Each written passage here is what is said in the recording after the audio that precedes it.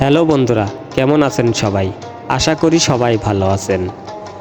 Tag তুলির আজকের পর্বে নিয়ে যাব আপনাদের এমন একটি দেশে, যে দেশে খাবারের থেকেও যৌনকর্মী সস্তা।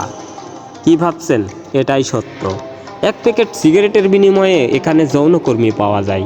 এক বোতল মদের জন্যও যৌনকর্মী পাওয়া যায়।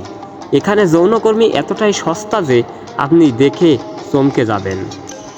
বিশ্বের যে সকল দেশগুলোতে সুন্দরী নারীদের তালিকা হয়, সেখানে স্থান করে নিয়েছে ব্রাজিলের তরুণীরা।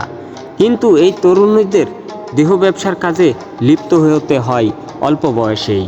কেননা দরিদ্রতার শিকার হয়েই অনেকেই নেমে পড়ে এই পেশায়।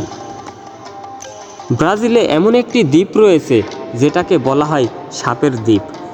সেখানে জনসমাগম যাওয়া নিষেধ।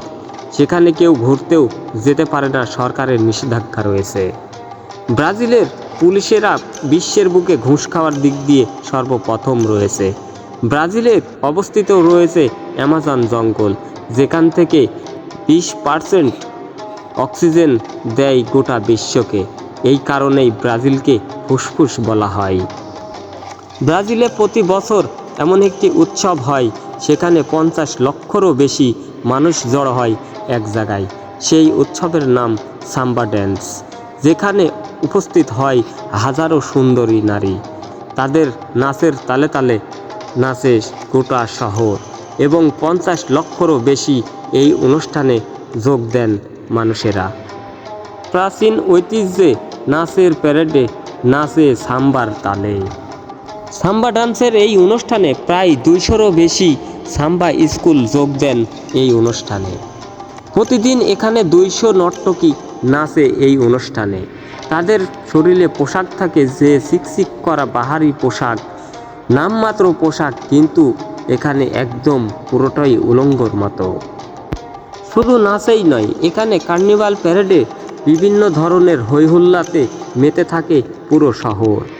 2 রাত্রের এই অনুষ্ঠানে 4000-এরও বেশি নর্তকী নাচ দেখতে পুরা শহরের মানুষ জড়ো হয় প্রায় 50 লক্ষেরও বেশি।